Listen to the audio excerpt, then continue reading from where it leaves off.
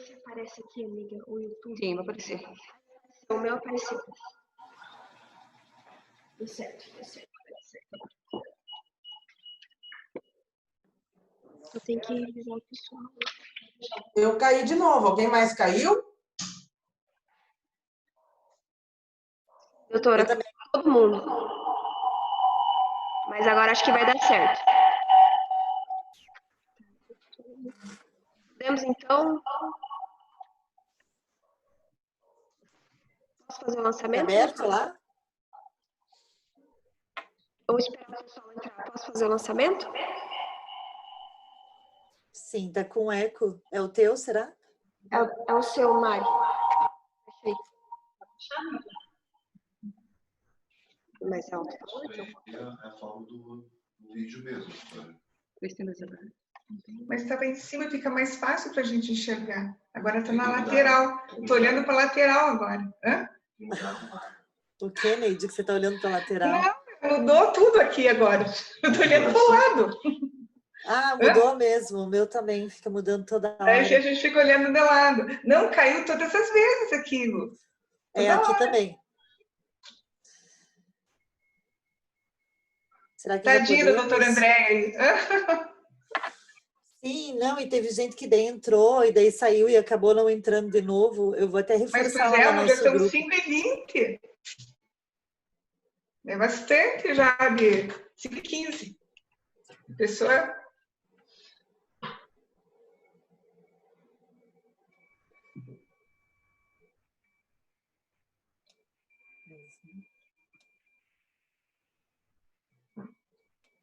Ai, o doutor Gilson já entrou.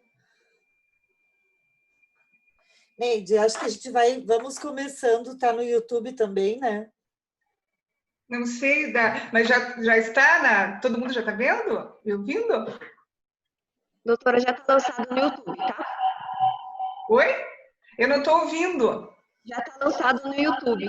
O link está embaixo ali no chat. Boa tarde, então, a todos e todas. Sejam bem-vindos nessa quinta-feira. O lado bom, se é que se pode assim dizer, de estarmos nesse período de pandemia, é que nós temos ficado, embora distantes fisicamente, a gente tem se aproximado de pessoas que antes a gente não tinha contato. Pessoas que, às vezes, por uma questão de logística, a gente não tinha essa possibilidade de conviver, de estreitar os laços. E hoje a gente tem aprendido bastante e se conectado, né, de uma forma virtual, mas ainda assim com bastante afetividade. Acho que todo mundo carente de afeto, carente de abraço, a gente acaba se conectando de uma outra forma, mas ainda assim afetiva. E hoje, com muita satisfação que eu recebo aqui na nossa subseção de Cascavel, a doutora Andréia, que é militante na advocacia, militante nos direitos, na democracia, nos direitos por igualdade da mulher, da igualdade racial, e quero que seja bem-vinda, doutora Andréia, é muito bom tê-la aqui conosco, tenho certeza que todos nós sairemos daqui acrescidos com as suas palavras e com a sua vivência. E a doutora Neide, que já é conhecida de todos nós aqui, que é presidente da Comissão da Mulher Advogada, que faz um belíssimo trabalho em defesa dos direitos da mulher, sobretudo das mulheres que sofrem ainda discriminações e violência, e que isso culmina na vida de todas nós. A gente sempre fala que quando uma mulher sofre violência, todas nós sofremos. E isso em todas as suas esferas. Então, eu passo desde logo a palavra para a doutora Neide para que ela conduza os trabalhos da tarde de hoje. Sejam todos e todas bem-vindos. Obrigada. Doutora Luciana, obrigada pelas palavras. Boa tarde a todos, meus amigos, minhas amigas. Realmente esse é um tema muito importante, falar sobre a igualdade, e principalmente a igualdade racial. Acho que toda a igualdade é importante, né? E hoje nós temos uma convidada muito especial, que é a presidente da Comissão Racial da OAB da Seccional. Então, vou fazer um breve relato aqui do currículo da doutora Andréia e agradecer pela participação, doutora Andréia. Muito obrigada por estar conosco hoje. Então, a doutora Andréia Cândida Vitor, ela é advogada empresarial, trabalhista, especialista em Direito do Trabalho e Direito Processual Civil, presidenta da Comissão da Igualdade Racial da OAB do Paraná, membro da Comissão da Mulher Advogada da Seccional, parabéns, doutora Andréia, está conosco, né? Membro do Conselho da Igualdade Racial da Prefeitura Municipal de Curitiba e também membro da Associação de Advogados Trabalhistas. Seja muito bem-vinda, doutora Andréia. Olá, boa tarde a todas e todos. Aqueles que eventualmente venham assistir num outro momento, boa noite, bom dia, enfim, uma saudação a todos. Uma saudação especial ao doutor Jurandir Pajanello, presidente dessa subseção, doutora Luciana Schmin, obrigada pelo convite, obrigada pelas palavras elogiosas, doutora Neide, muito obrigada também pelo convite, né? Trocamos aí mensagens durante alguns dias, não é verdade? Pudemos estreitar os laços, isso é muito importante. Gostaria também de dar boa tarde para a Comissão de Igualdade Racial da OAB Paraná, que muitos dos membros estão assistindo, e para todos que estão nessa sala. É um prazer muito grande estar aqui. Concordo com a doutora Luciana, nós temos sempre que ver o copo meio cheio, né? E é claro que no momento de pandemia, no momento de tantas tristezas, às vezes é um pouco complicado a gente ter esse olhar, mas em tudo a gente tem que se adaptar. Somos seres adaptáveis, então essa é a parte boa, digamos assim, a gente poder estar mais próximo, conversar com pessoas que talvez, se fosse para ser pessoalmente, fosse um pouco mais difícil, né? Apesar que eu gosto de Cascavel, eu só não gosto muito de chegar em Cascavel de avião. Eu tenho um certo receio daquela chegada em Cascavel, mas eu gosto da cidade. Um abraço para a cidade. Doutora Andréia, não, nós estamos mudando o aeroporto. Na próxima vez a senhora vai ver que não vai ter aqueles sustos. Mas eu gostaria de iniciar, eu fiz algumas ponderações aqui, né, que eu acho importante. E gostaria de iniciar o caso atual do George Floyd, dos Estados Unidos, né? Então, dizem os sociólogos, eu gostaria que a senhora até depois acrescentasse também, que nos Estados Unidos o racismo é da cor, não é um racismo socioeconômico. E que no Brasil há um racismo socioeconômico e não da cor, né? Por outro lado, em estatísticas que eu verifiquei, no mesmo período de tempo, entre Estados Unidos e Brasil, mata-se muito mais negros por policiais brancos do que nos Estados Unidos, certo? Então, houve toda a movimentação mundial, né? Nos Estados Unidos teve que ocorrer aquele caso, houve uma movimentação mundial, e nós aqui no Brasil somos reféns dessa movimentação? A minha pergunta para a senhora é essa. Bom, eu já começo discordando, né? Eu acho que, enfim, não vejo o racismo brasileiro, o racismo no Brasil, como algo que pode ser explicado socioeconomicamente. Na verdade, há um recorte, não é? Mas é ilusória essa ideia de que o racismo no Brasil, que a discriminação, a desigualdade no Brasil, possa ser explicada só por uma questão financeira, só por uma questão social, não. O racismo aqui, ele é tão ou mais cruel, dependendo do ponto de vista que você analisa, do que nos Estados Unidos, né? Não é verdade? Agora, por que um caso nos Estados Unidos causa tanta comoção? Não que não deva causar, jamais seria uma crítica a comoção gerada, porque tem-se realmente que gerar esse tipo de comoção.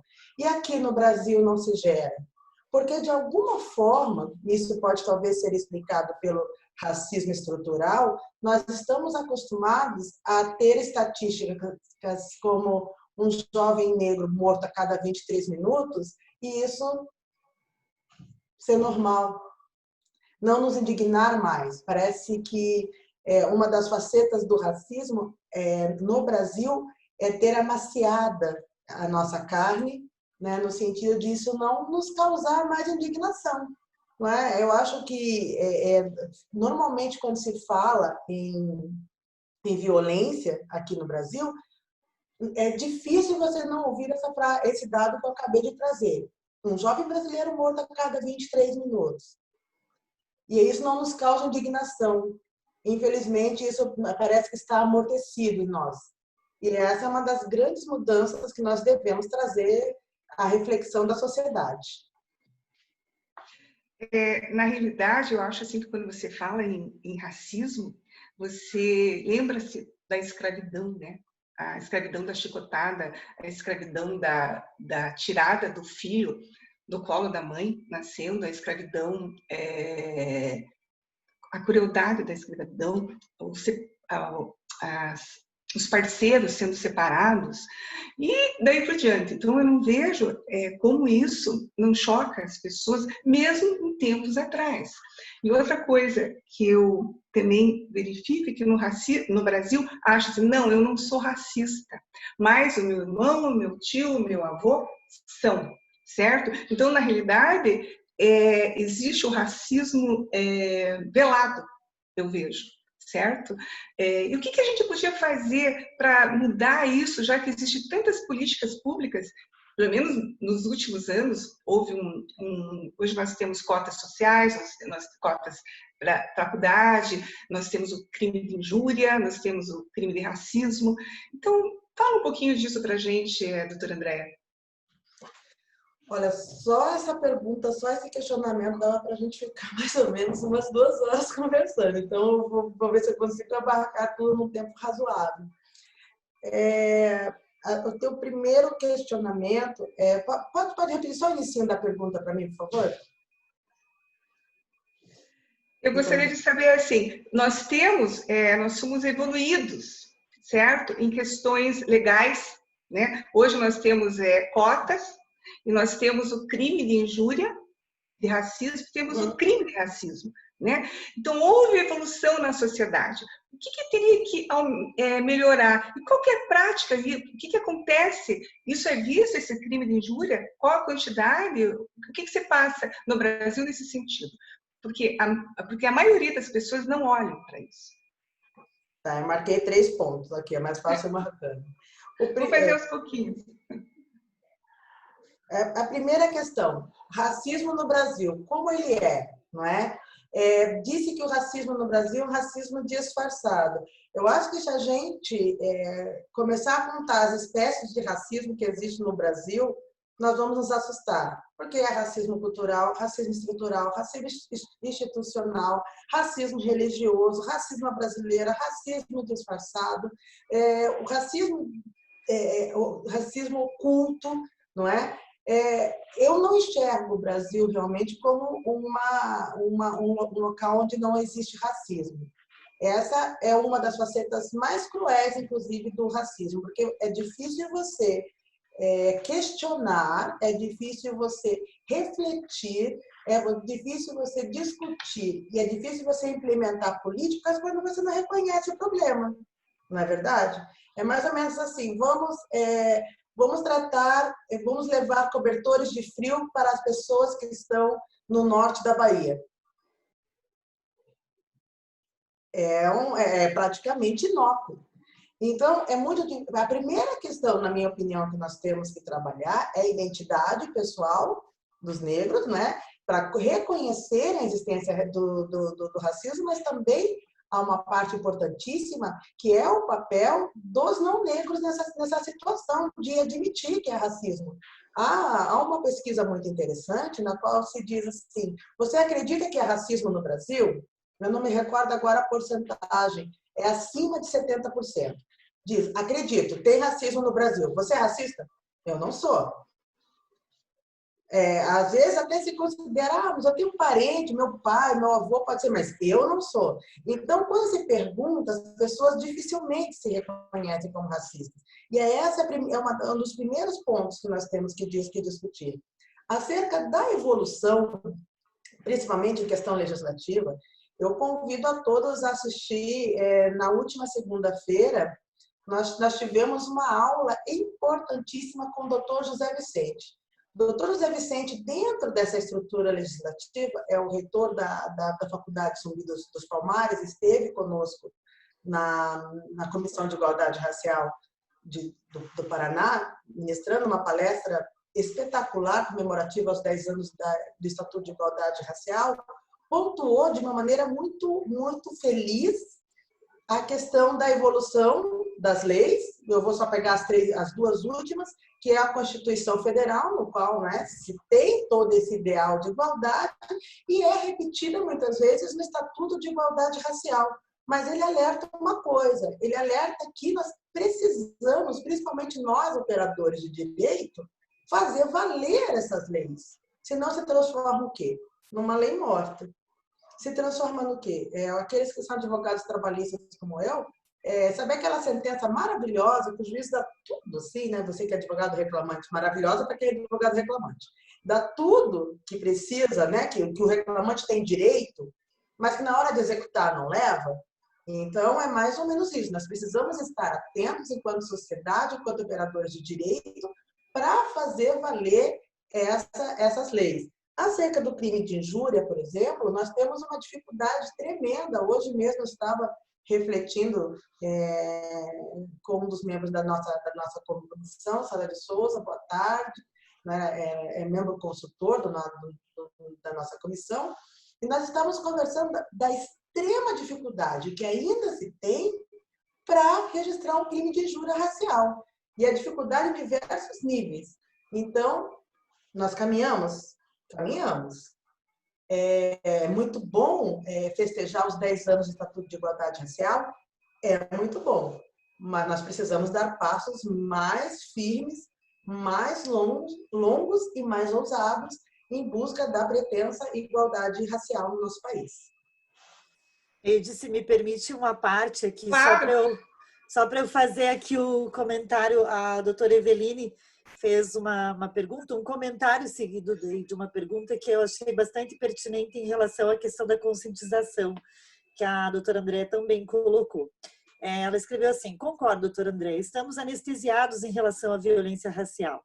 Acho que a conscientização seria mais fácil se trabalhada pelo reconhecimento do privilégio branco, porque, como a doutora Neide bem disse, o racismo indevidamente está ligado no inconsciente apenas às práticas escravocratas. O que a doutora Andréa acha dessa perspectiva? Bom, em todo diálogo há sujeitos, não é? O lugar de fala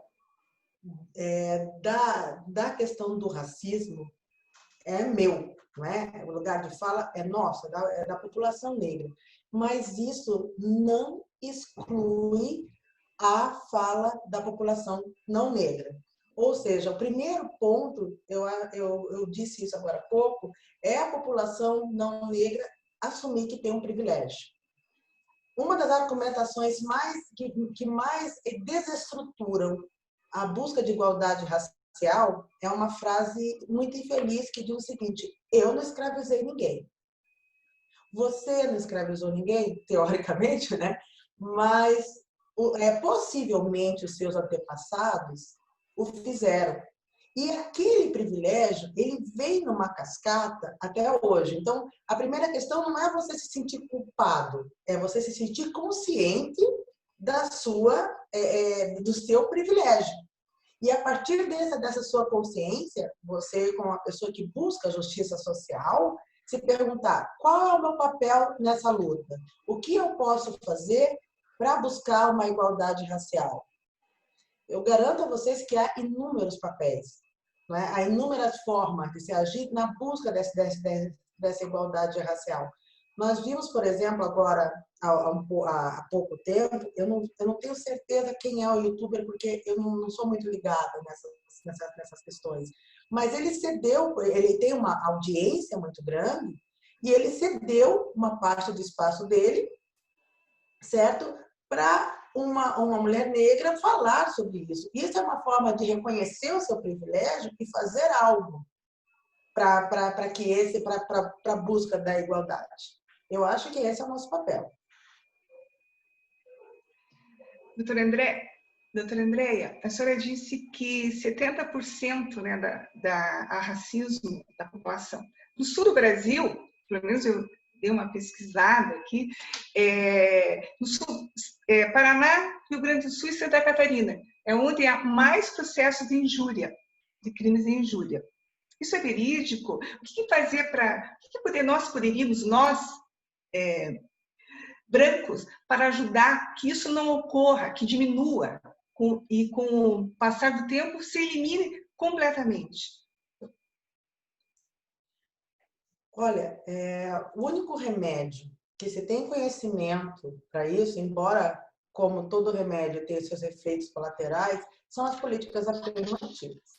Nós não temos, pelo menos eu não conheço, uma outra forma de se buscar extirpar esse câncer da nossa sociedade, senão por meio de políticas afirmativas. Não é? Cotas é a parte mais visível dessa política afirmativa.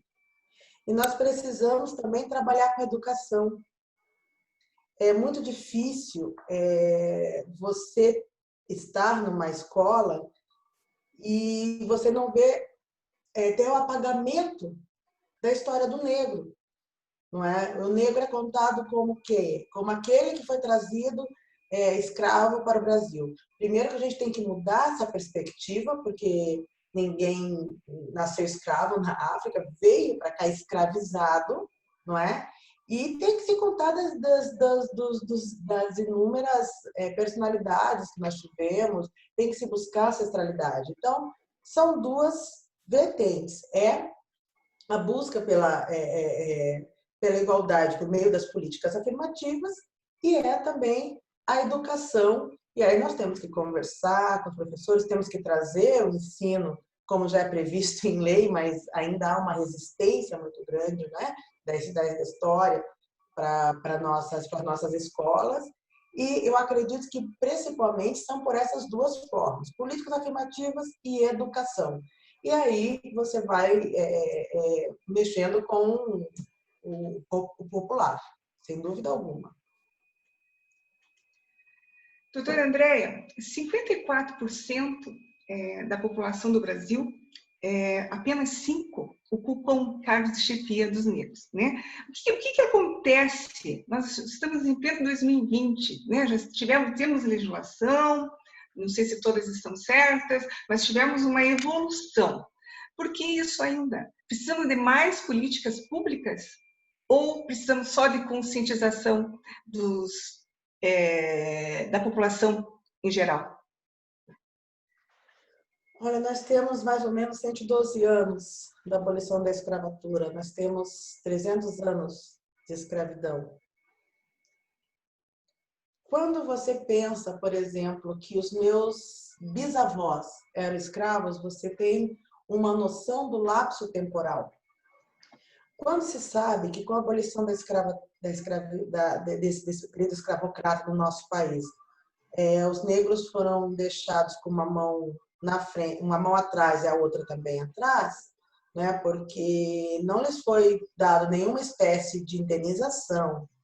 Naquele momento, não foi feita nenhuma política pública voltada a inseri-los na sociedade, né, como período pós-escravidão. Ao contrário, foram relegados.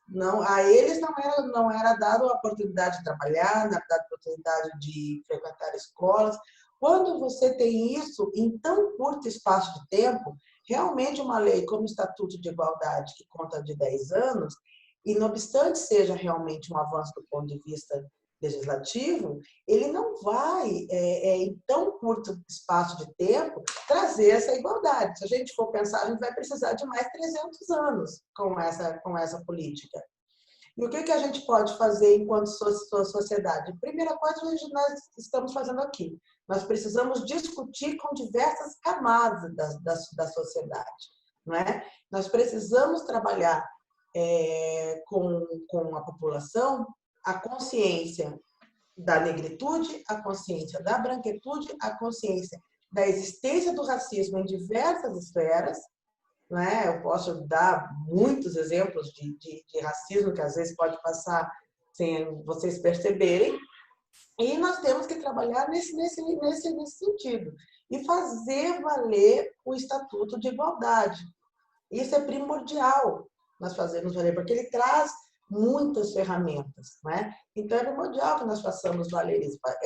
Traz ferramentas de respeito à história, de igualdade de gênero, de igualdade de raça. Então nós temos que valer isso, nós temos que fazer valer. Esse é o meu posicionamento. Doutora Andréia, política. Vamos falar dos nossos parlamentares negros, né? Que, se não me engano, eu acho que são menos que 5%. Deputados federais, sim. Porcentagem. E me diz uma coisa, o que acontece, então, a nível municipal, estadual e federal, se 54% da população é negra? Bom, sem dúvida nenhuma, esse é um dos reflexos do racismo. Quando a gente entende que há no país 54% da população se autodeclara negra e você tem tão somente 5% dos deputados federais que assim se declaram, é a prova contundente da existência do racismo. E por que isso se explica? Uma das situações, sem dúvida, é a questão de escolaridade, não é? Mas também o que nós temos, pouca estrutura financeira para os candidatos negros. Isso, sem dúvida alguma, dificulta o acesso aos cargos mais elevados. Então, essa é uma das grandes situações que cabe também aos partidos políticos, né? Com a sua responsabilidade social, mudar essa condição. A minha pergunta é, lhes é interessante isso, efetivamente? Busca-se essa mudança? Busca-se essa equiparação? Então, é uma das faces do racismo, essa baixa representatividade, sem dúvida alguma. Veja, 15%, acho que menos, não sei, dos parlamentares são mulheres, né? E hoje há um equilíbrio na população entre mulheres e homens. Então, você veja como o problema é desigualdade. Né? Exato. Outra pergunta, que tem várias perguntas aqui, mas se as pessoas que estão participando aqui quiserem fazer, fiquem à vontade também, tá? As mulheres negras, né? Eu li Casa Grande Senzala quando eu entrei na faculdade. Eu me lembro que foi um professor de sociologia. E na época eu fiquei muito chocada. Isso já faz tempo, né? Bastantinho tempo. E eu fiquei muito chocada, porque o que eu me lembro, assim, é que as mulheres, havia um sadismo, um masoquismo em relação aos senhorios das mulheres negras. Né? É como se havia até romantismo nesse livro em relação mas os homens, ou não demonstrou, Gilberto Freire não demonstrou uma realidade, talvez de crueldade da escravidão, que em si já era escravidão. Então eu vejo assim, que as mulheres negras, elas foram muito e muito mais prejudicadas. Né? E hoje, menos salário, colocando homem branco, depois mulher branca, depois homem negro e por último a mulher negra, né? No segmento, pelo menos dizem as estatísticas. E que a maioria das mulheres negras são mães sozinhas no Brasil. Há uma outra estatística também disso, né? E que na pandemia as mulheres que mais sofreram, todas sofreram, mas que mais sofreram foram as mulheres negras. Vamos comentar um pouquinho sobre isso, doutora? Eu gosto de uma frase da Vilma Reis que explica muito isso. A pobreza no Brasil tem cor e ela é negra. Dentro disso, a vulnerabilidade da mulher negra, ela não explica, mas identifica todos esses problemas. Quando você usou o verbo ali falando sobre Casa Grande Senzala, que as mulheres negras foram as que mais sofreram, eu peço, Vênia, para atualizar o verbo, são as que mais sofrem. Tanto que, infelizmente, são... ainda não há dados, né? Claro, nós infelizmente estamos no meio da pandemia, para dizer se é o homem negro ou a mulher negra quem está sofrendo mais com a pandemia. Alguns dados dizem que é o homem, outros dizem que é a mulher. Mas, enfim, por ser a mais vulnerável, ela é a primeira que absorve esse tipo de situação. Por exemplo, as mulheres negras, agora na época da pandemia, isso já há um dado, já há uma pesquisa nesse sentido, até não é nem de agora, é mais ou menos do início de maio, foram as primeiras a perder os empregos, não é?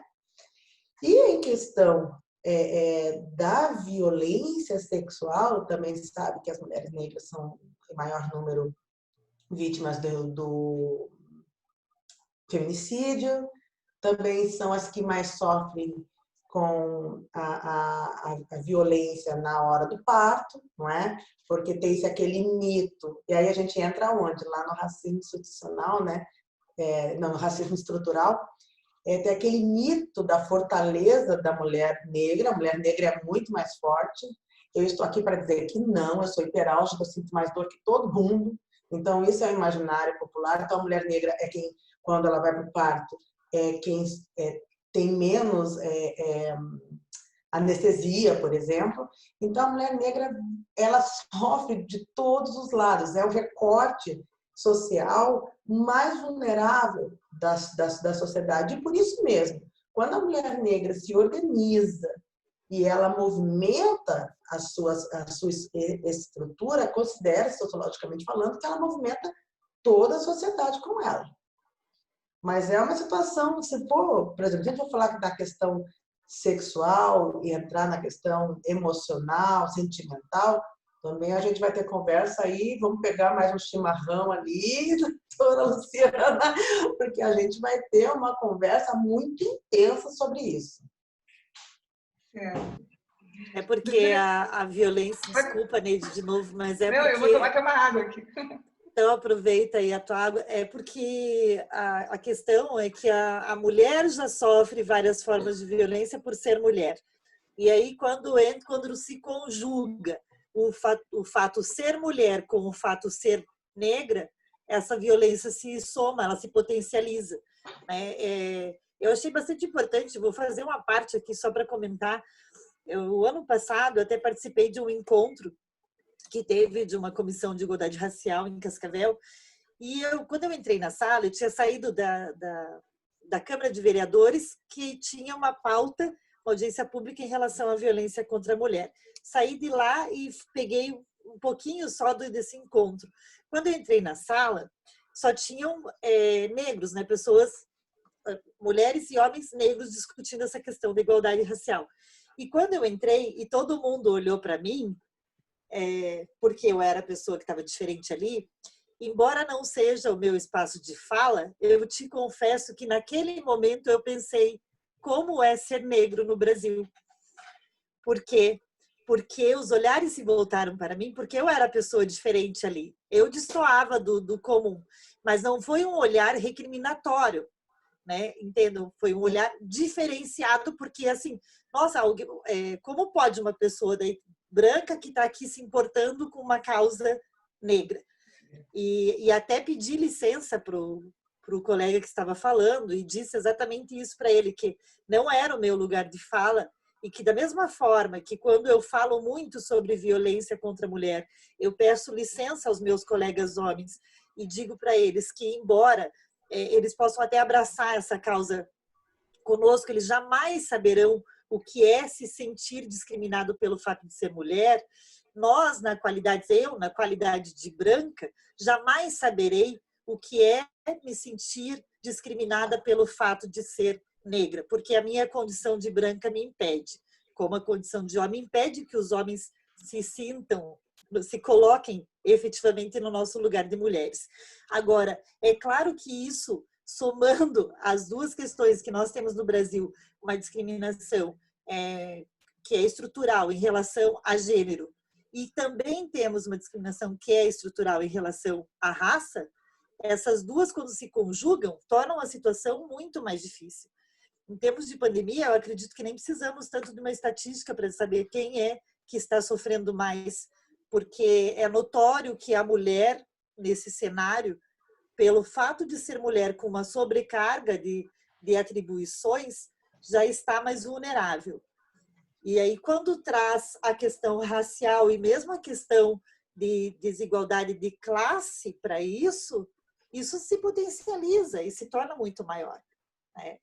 Mas, enfim, foi só uma parte para fazer um comentário, porque para mim é algo bastante invisível, né? Oi? E considerando, né, a questão porque a mulher negra você me perguntou, né, mãe solteira em maior número, né? Isso se explica também pelo machismo, pela questão de escolaridade, baixa responsabilidade dos homens, que é aplicado tal qual para a mulher branca também. Mas aí quando você considera o recorte econômico, não é, acaba tendo essa exorbitância no número. Certo. Doutora Andréia, me diz assim, vamos falar um pouquinho do seu trabalho, o trabalho da Comissão Racial. Desde quando ela está atuante, existe na OAB, né? Inclusive a nível Brasil, eu vejo que agora em alguns estados estão se criando a Comissão Racial, e o seu trabalho sobre a desigualdade, o seu trabalho da comissão toda. Nós estamos na terceira gestão na OAB Paraná. Nós tivemos a primeira com o doutor Mezel Caetano, nós tivemos a segunda com a doutora Silvana Vinchevski, que eu mando um abraço também. Gestão importantíssima, porque aqui foi publicado o Plano de Igualdade Racial da OAB Paraná, na qual nós somos pioneiros no Brasil, não é? Muito corajosa a posição da OAB Paraná. E nós temos, na verdade, a Comissão de Igualdade, eu não me recordo agora se são em todos os estados, mas eu creio que sejam na totalidade dos estados. No início do ano faltavam 2, eu não tenho certeza. E nós temos a Comissão da Igualdade na OAB Nacional com a doutora Silvia, né? Com a doutora Silvia Cerqueira. Então, nós estamos fazendo um trabalho realmente, fazendo o dever de casa enquanto OAB. O doutor Cássio, a doutora Marilena são grandes aliados nessa luta por igualdade racial. E nós estamos implementando esses objetivos do plano de igualdade junto à OAB. Esse é o nosso papel enquanto Comissão de Igualdade Racial. Falar para os nossos, não é? Buscar a igualdade do advogado negro em oportunidades, buscar um ensino, conversar com a sociedade, conversar com as instituições e fazer todo esse trabalho de conscientização, tanto do nosso próprio corpo, quanto da sociedade enquanto instituição e da sociedade em geral.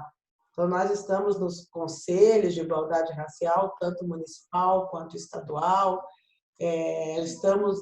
Tínhamos um programa, né, agora com a pandemia, infelizmente temos que esperar, mas tínhamos um programa de falarmos com as universidades, com as escolas, com as grandes bancas, enfim. Nós temos um projeto realmente de buscar equipar os advogados não só com conhecimento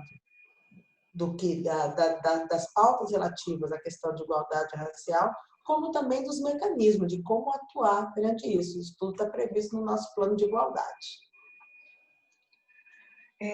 Quando vocês fizeram o plano que foi aprovado no pleno, do plano de igualdade racial, foi ainda na gestão do Noronha, certo? Exatamente, do Noronha. Eu estava presente porque eu era conselheira estadual na época.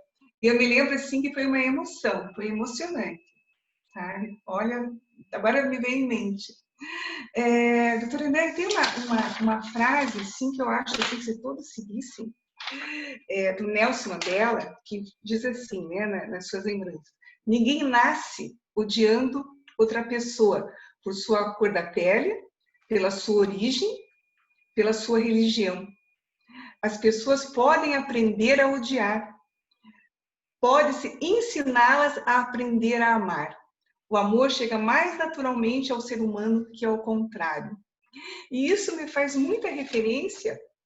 Nós fizemos acho que a Lua aqui, eu não sei quem mais estava presente, a doutora Silvana, na época era presidente da Comissão Racial, e ela expôs um vídeo, acho que a Lu lembra disso, um vídeo com crianças, Eu me lembro que as pessoas saíram em prantos quando viram aquele vídeo. Então, desenhavam algumas coisas para as crianças falarem, para as crianças brancas falarem para os seus amiguinhos negros, né?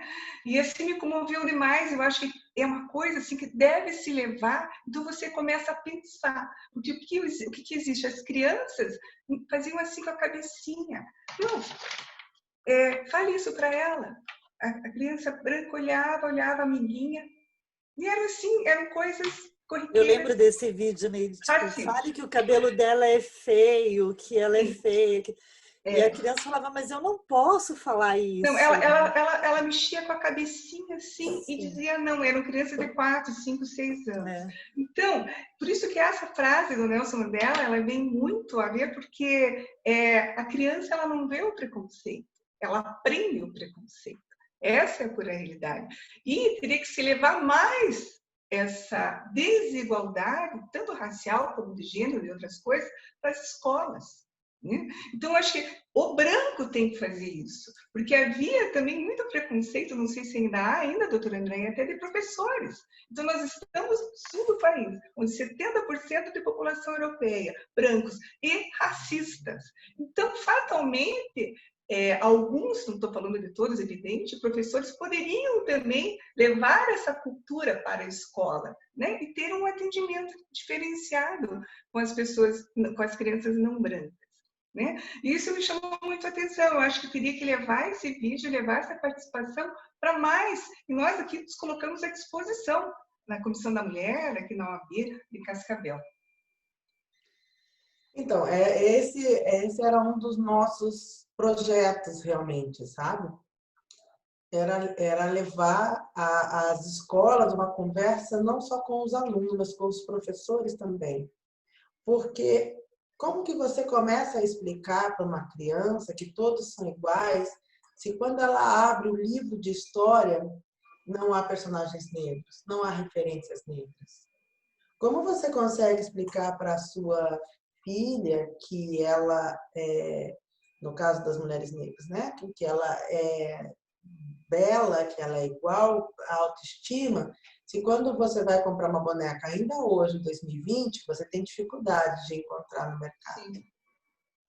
Não é? Então, a discussão da criança não nascer racista, mas se tornar, explica-se por essa questão de como a sociedade ainda vê o negro, de como o professor ainda acha que o aluno, o menininho negro, é o aluno que vai dar problema, não é?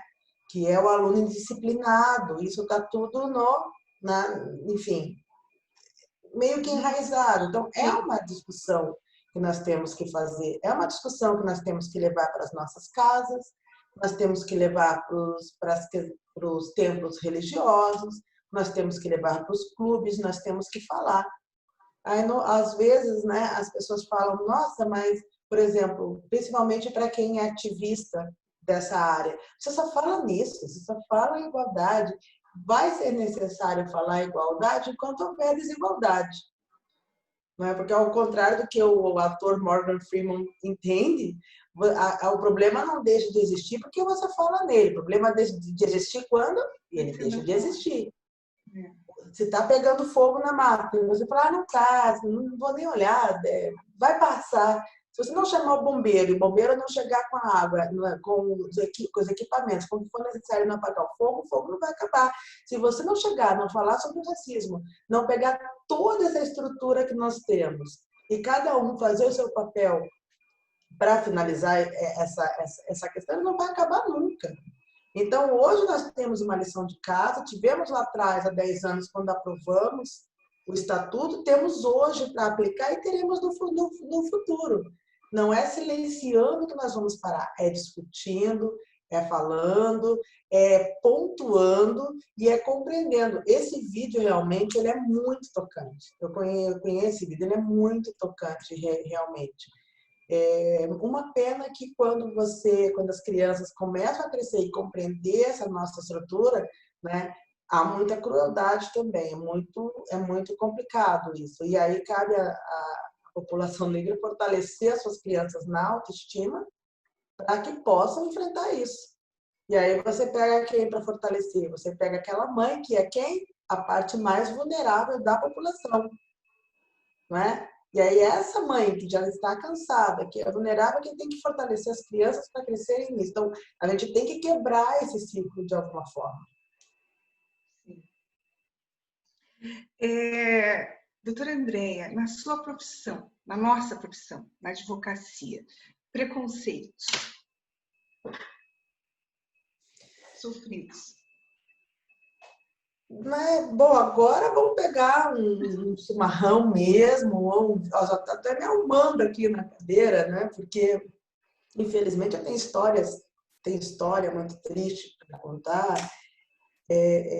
O preconceito começa desde quando, apesar que eu entrei na faculdade em 94, né? Nós estamos aí há algum tempo depois disso.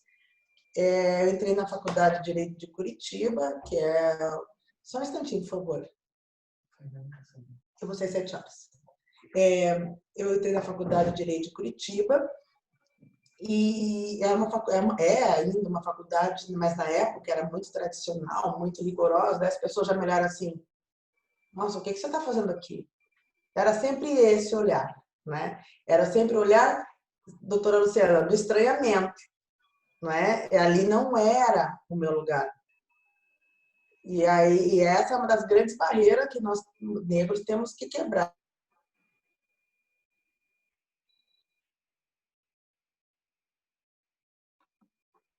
Aconteceu alguma coisa, Lu? Congelou a imagem dela está congelada.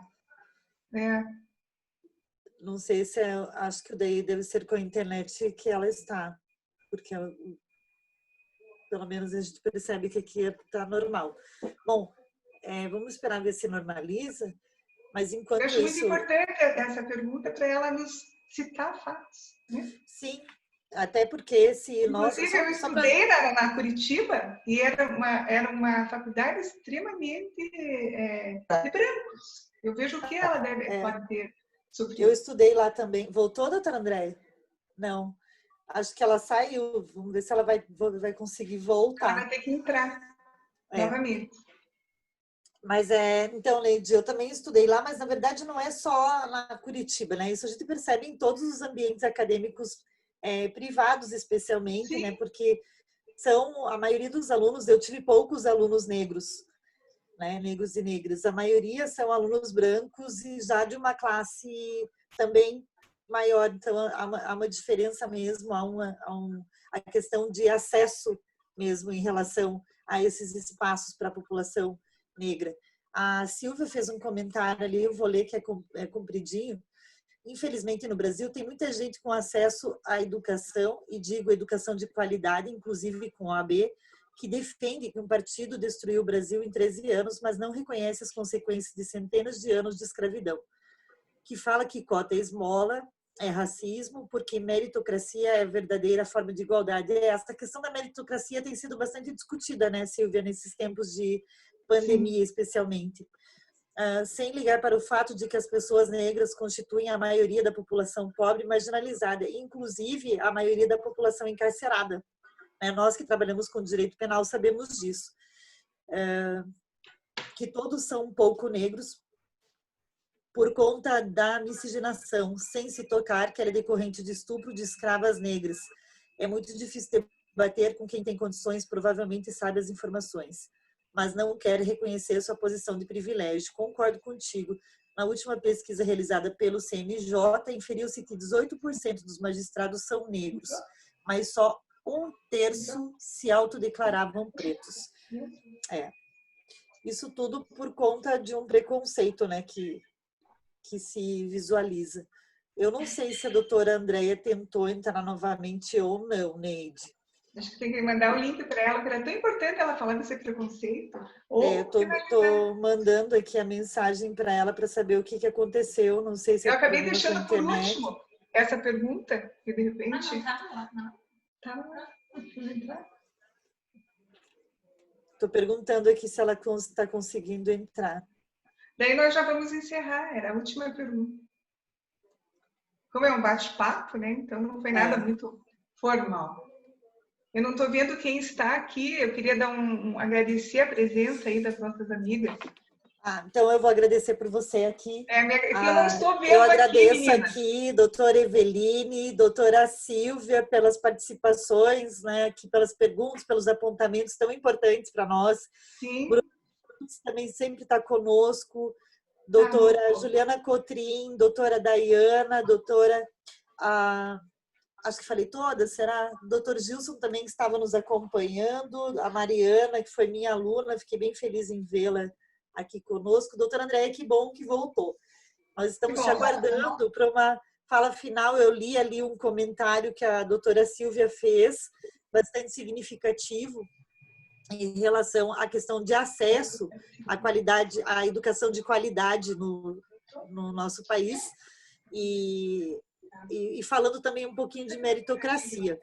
Mas a gente tem pouco tempo e nós gostaríamos de finalizarmos com uma fala sua sobre essa questão mesmo do preconceito, de como é ser mulher advogada negra no nosso país. Puder contar um pouquinho da sua experiência e das suas alegrias e das suas dificuldades nessa profissão que já é difícil por si só, e que já existe um preconceito, ainda que às vezes de forma velada, em relação a ser mulher. E como é, então, ser mulher e negra nesse espaço que muitas vezes concedeu privilégios para homens brancos e elitizados? Na verdade, vocês estão me ouvindo? Que agora eu não fiz o teste. Estou ouvindo bem. Perfeito.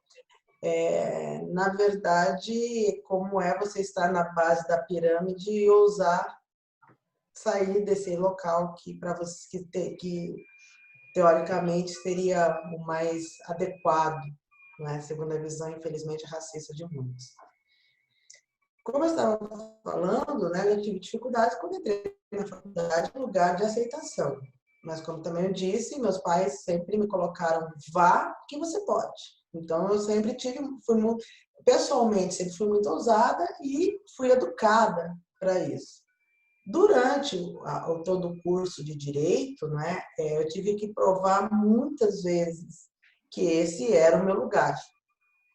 Desde colegas até professores, até locais de estágio. Na época, eu fazia estágio no Ministério Público, fiz PROCON, fiz muita coisa. E sempre se dizia, não sei por que você está fazendo essa faculdade, quem vai contratar uma advogada negra, não é mesmo? E a minha resposta foi uma só: vai contratar aquele que quiser um bom trabalho executado, porque é isso que eu vou saber fazer, é isso que eu estou me preparando para fazer.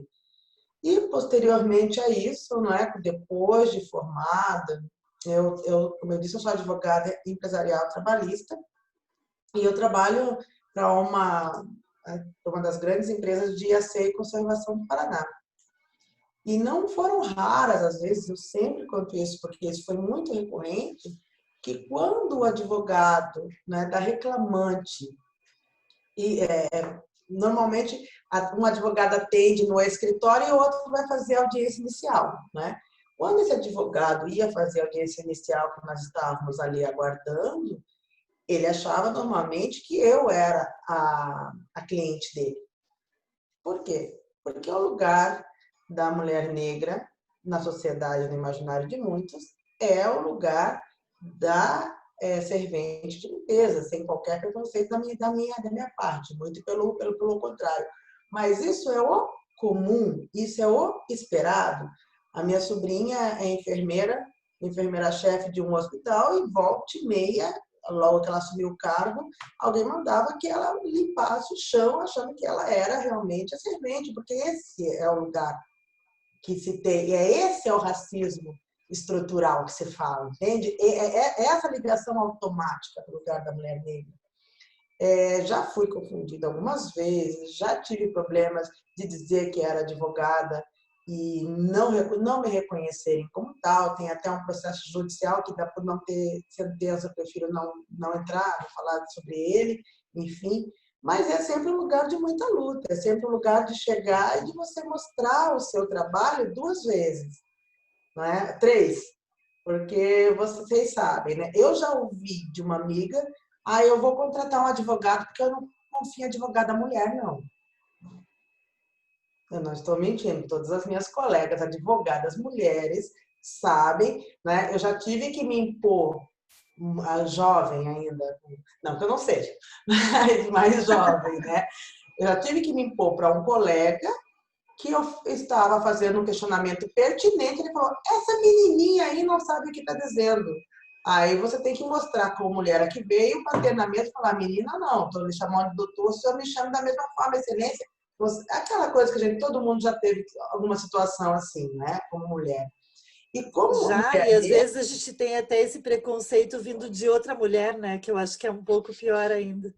Mas como eu falei acontece agora, né? Uma amiga muito. falou: eu não vou contratar advogada mulher. É. Eu fiquei olhando para ela assim, tipo, E acontece muito, é triste, né? Eu acho bastante triste, mas já presenciei, já passei por isso e já vi também outras colegas que passaram.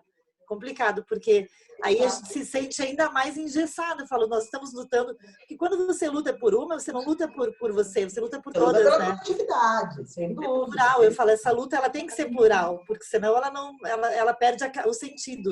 Né? Exato. E aí, quando você é advogada negra, eu gosto muito de pensar como pensava Naomi Campbell, né? Lá nos idos dos anos 90, 94, um grande modelo, ainda hoje atua, mas naquela época que ela surgiu como, né, uma das primeiras top models negras, ela falava o seguinte: você tem que trabalhar 2 vezes. Daí eu ouvi aquilo e falei: entendi, então vai ter que ser assim? Ok, vamos trabalhar 2 vezes, vamos nos especializar.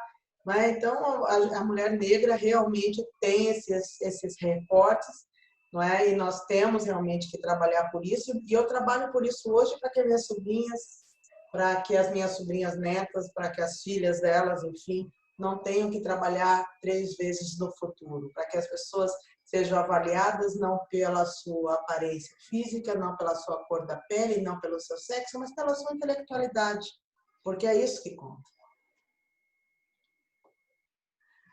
Doutora Andréia, eu acho que nós vamos finalizar, não sei se tem mais alguma pergunta, mas assim, de antemão eu quero agradecer, quero elogiar você pela garra, pela coragem que eu já ouvi, né? E parabenizá-la por todo o trabalho na comissão. E também por estar na Comissão da Mulher Advogada, da seccional que nós aqui, a maioria, fazemos parte.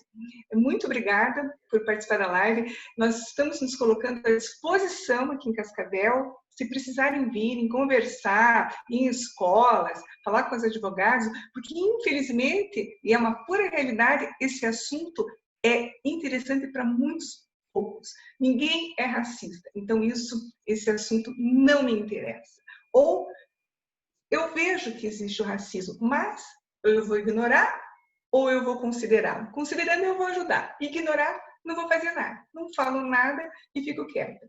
Mas um grande abraço, prazer em conhecê-la. E agora eu passo obrigada para todas que estão participando aí. Um grande beijo para todas.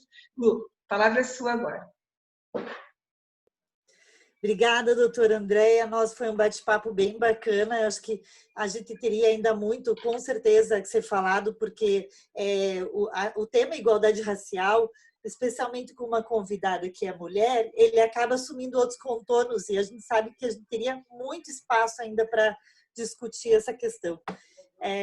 Mas eu te agradeço e digo que as portas estão abertas, né? Que essa pandemia passe logo para que a gente possa se encontrar pessoalmente, para que a gente possa se abraçar, para que a gente possa repassar a cuia de chimarrão ou a taça de vinho, brindar juntas. Agradeço a doutora Neide, né, que eu sou vice-presidente da Comissão da Mulher Advogada, então a Neide é uma grande amiga, uma grande parceira, e estou com muitas saudades de todas vocês. A doutora Clarice entrou aqui agora recentemente, a doutora Érica também, pegaram aqui o finalzinho, mas depois podem acompanhar lá pelo YouTube. Foi uma grande discussão. Tenho certeza que é um espaço, ainda há muito que se falar sobre isso. Concordo com a doutora Andréia que, embora em que pese não seja o lugar de fala de nós brancas ou brancos, mas nós não podemos cruzar os braços e dizer que não nos importamos e que ficar ali no nosso pedestalzinho de privilégio branco, político e não fazer nada, porque se nós lutamos por igualdade, essa igualdade ela é para todos. Quando eu seleciono para quem eu estou dirigindo os meus direitos, eu estou sendo desigual, estou sendo desumano também. Então, acho que é bastante importante reforçar isso. Tem uma feminista que eu gosto bastante, ela é jovem ainda, que é a Rupi Kaur, e ela fala que ela luta por todas as mulheres que já lutaram para que ela estivesse ali e para que para aumentar a montanha daquelas que estão vindo depois dela. E eu acho que é isso, acho que a nossa luta ela é incansável e ela não pode parar por todas aquelas que nos abriram caminho e por todas aquelas que nós abriremos ainda muitos caminhos, né? Se uma desistem, todas acabam perdendo. Então, que ninguém solta a mão de ninguém mesmo nessa luta por igualdade e da mulher, por igualdade racial, por um mundo em que a gente possa ser efetivamente mais igual em direitos. Acho que todos nós merecemos isso. Muito obrigada, doutora Andréia, te agradeço. Agradeço a todas e todos que estiveram aqui conosco. Obrigada, doutora Neide. Pode falar, doutora. Tá. Eu gostaria só de... Doutora, vai me passar a palavra para finalizar? Pode finalizar, já deixa Pode finalizar. Se quiser ficar mais tempo, também não tem problema. Estamos aqui. Eu gostaria de fazer as 3 últimas pontuações. Primeiro, advogados e advogadas negras que ainda não fazem parte do nosso quadro de comissões da OAB, não é? Venham, quem sabe a gente até forma uma comissão de igualdade racial em Cascavel, mas venha para a Comissão da Mulher Advogada, venha para a Comissão de Direito do Trabalho, venha para a comissão da sua área, compreenda que a OAB é a sua casa, a OAB é a casa a OAB é a casa da democracia, a casa da justiça, a casa da igualdade, é aqui o seu lugar, venham. Mas me coloco à disposição em todos os meus canais para a gente conversar, trocar uma ideia, não é? Venha também assistir os nossos eventos. Segundo ponto, você que não compreende muito bem essa questão de igualdade racial, evite usar termos pejorativos para se referir a ela. Quando você for falar que não existe racismo no Brasil, que essa discussão, eu não vou usar aquele termo que tem 3 M's, porque eu acho horrível, que é uma discussão desnecessária, vamos elevar o nível do debate, né? Uma discussão desnecessária, você se pergunte quantos professores negros você teve do início das suas aulas, enquanto criancinha, até a tua formação como pós-PhD, como PhD, enfim, mestrando, qualquer que seja. Quando esse número estiver equiparado, aí a gente pode parar de falar, talvez, sobre isso. Outra questão, nós estamos comemorando no dia 25, tanto o Dia da Mulher Negra, quanto o Dia de Teresa de Benguela, quanto o Dia Internacional da Mulher Negra Caribenha.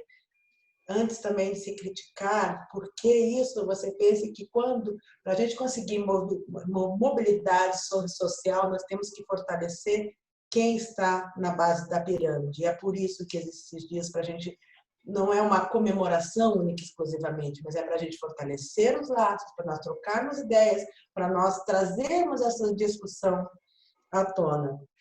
Por fim, convido a todas e todos, no dia 27, nós teremos o 2º encontro de representatividade da mulher negra nas carreiras jurídicas, no site da ESA, da nossa OAB, da OAB Paraná, e amanhã teremos um evento muito bacana na OAB Nacional, doutora Mariana, um abraço, doutora Mariana Lopes, presidente da CMA, está à frente, né, desse congresso, vai contar com grandes personalidades, com grandes discussões, e nós também, da CIR, toda segunda-feira nós temos uma roda de conversa que falamos sobre isso. Quer aprender um pouco mais, quer discutir, quer falar a sua posição, estamos abertos. Neide, Luciana, muito obrigada pela oportunidade, foi excelente estar aqui com vocês, me perdoe se eu me estendi demais, e quando precisarem, por favor, tanto eu quanto qualquer membro, teremos o maior prazer de estar com vocês, prestando os esclarecimentos que forem. Muito obrigada. Graça e paz para todos, saúde, Obrigada, doutora. segurança. Eu vou te mandar depois o... Lu, só um pouquinho, deixa eu só falar uma coisa. Nós, doutora Andréa, nós mulheres não negras, mulheres brancas, temos o maior orgulho de termos uma presidente na seccional mulher negra, que é a doutora Mariana, que está fazendo um espetáculo. Que mulher, né? Uma mulher que é bravíssima, né? Eu sou muito fã da Mariana, eu falo para ela que ela é a minha inspiração, assim, por conta às vezes que está difícil para mim profissionalmente, eu penso nela. E isso me dá forças mesmo para continuar. Obrigada, doutora Andréa. Eu vou te mandar depois o convitinho para você fazer parte daquela campanha que eu lhe falei. Acho que você vai gostar e com certeza terá muito o que nos ensinar. Muito obrigada mais uma vez, então, a vocês, a todos e todas que nos acompanharam e até a próxima. Um abraço e um bom restinho de semana para vocês. Tchau. Beijo. Um abraço. Tchau.